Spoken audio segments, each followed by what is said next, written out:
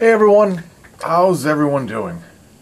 So I finished this sheath and I am playing with the light here and I can't seem to,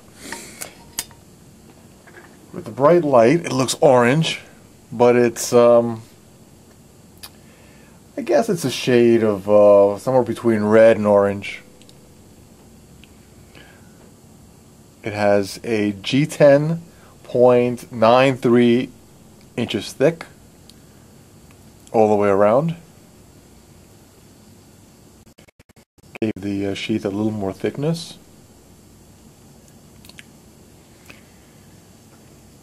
Too sure. There we go. If I put in the middle, you don't see it too well. Trying to use the shine. I think it came out really nice. It's a little wide and blocky over here. It has a foot, a pedestal, or a base. And then it has a little bit of contouring, thinning out. Pretty much I put this on the grinder and ground it down to shape. This is Bloodwood that I bought from an eBay seller. And RW did me a huge favor and milled it for me.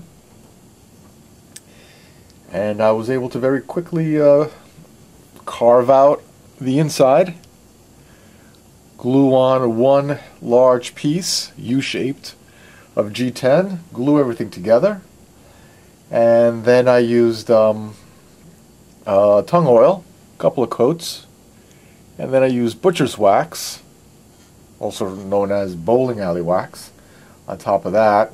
Now I'm getting some fingerprints, but I could just wipe them off. And came out with a nice finish. Now the recommendation, talking away from the camera, the recommendation that RW gave me is to use a few coats of CA glue and sand it down and buff it. And comes out very nice and glossy, and a very durable finish, of course, and it seals the wood very well. But for my personal taste, this feels like plastic. It doesn't feel like wood.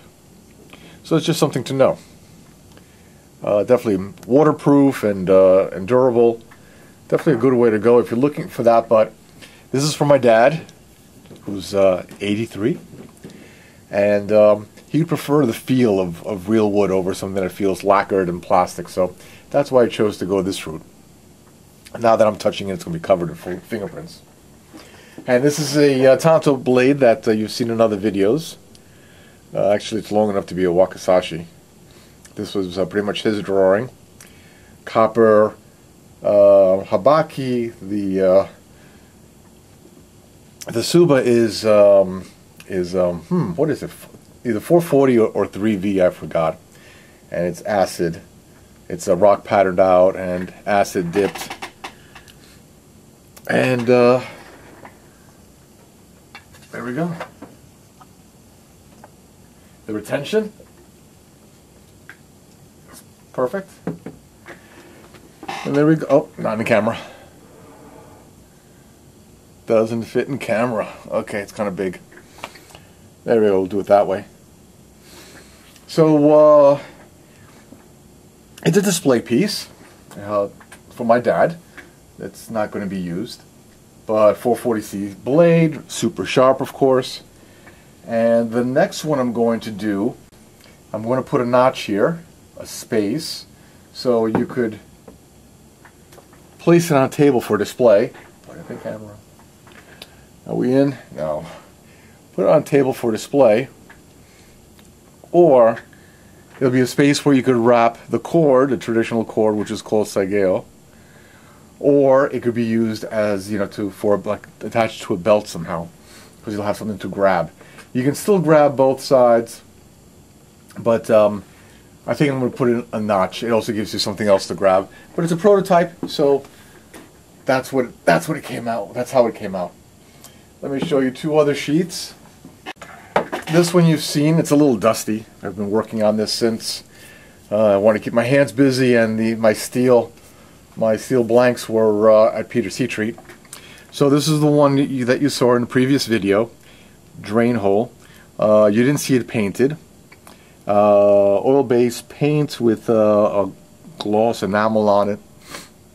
Still needs a little bit of work. I don't think I'll ever use black again because it just shows up all the little specks, and as well as fingerprints.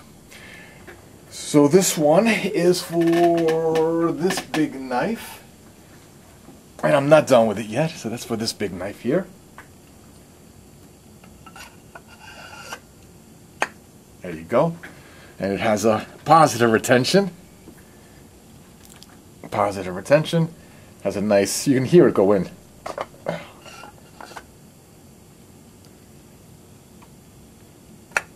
You know it's in.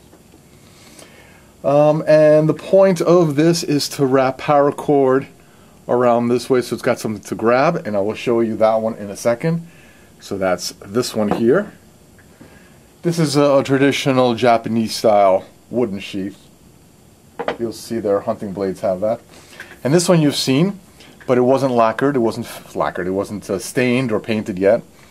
I used a Minwax stain and polyurethane.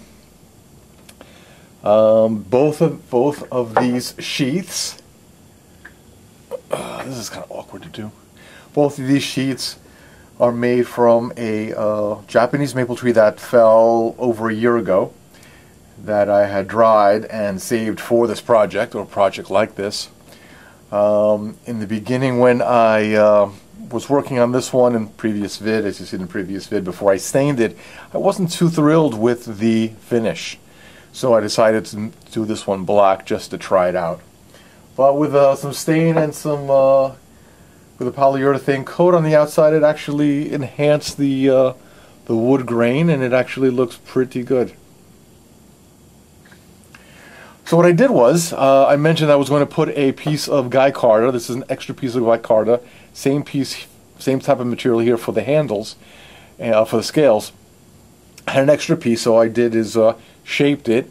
I notched out the wooden sheath, slipped it in there, glued it, and I built this system with, this is almost 60 feet of paracord, which would be great for you survivalists, because, you know, I mean, having the little cobra stitch is fine, but that's only 6 feet. Here we've got 60 feet. I think the biggest usable piece is this run, which goes from the back and around the loop to the belt buckle, to the clip, which is about 40 feet, and then the other pieces are about 60. So how does it work? So I have this heavy-duty clip, which goes on Molly packs. This is a replacement clip. So here you can just take this. He bring you there. Okay, so let me demonstrate how this works. So you can undo the buckle, put your put the top part through under your belt, lock it, and there you go. You can carry here on your side. And this length could be made anywhere you want. I just wanted to make it a little longer than usual. Keep it a little lower. Carry. You can ask for a shorter one, and it'll be a higher carry if that's what you normally want.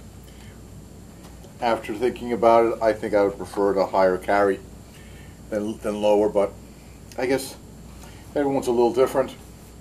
More paracord this way. And the nice retention. Pull out the knife, put it back in. Oh, I showed you the retention, right? Make sure it's in. Alright, so there we go. Now, the cool thing about this setup is that if you want, you undo the small clip here, you can carry it this way. Let's back up a little bit, carry it this way. This is a small bracelet that you can wear on your wrist if you have to. And now your setup is like this. Not as secure as before, because now it's only held by this one part here. But if you have to, you can pull out the knife and the sheath, and this stays here. do what you have to do with both tools if you want. And then, when you're done, you put it back in here. And this is kind of like snug. So, I mean, upside down it's going to fall, but it's snug. Just in case if that's the kind of way you need to carry the sheath, if you want to take it apart. And put it back in. Or, like I said, you have the option of putting this in.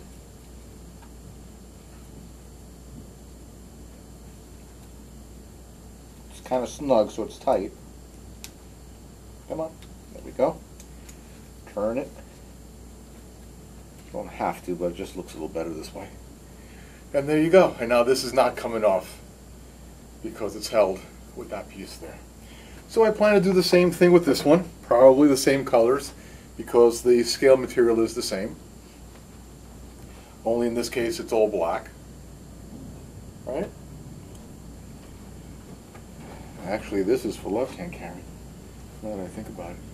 This one's left-hand carry. Okay. One more time from this angle. I'm going to put some videos at the back of the videos. Holy cow. I'm going to put some pictures in the back at the end of this video just to show you this a little better, because I'm not too sure you're seeing how pretty this bloodwood really is. It's pretty dense stuff, pretty hard stuff. Maybe I'm moving it too fast. So again, I want to say RW, thanks for your advice on how to finish the wood. Thanks again for doing such an excellent job milling it for me.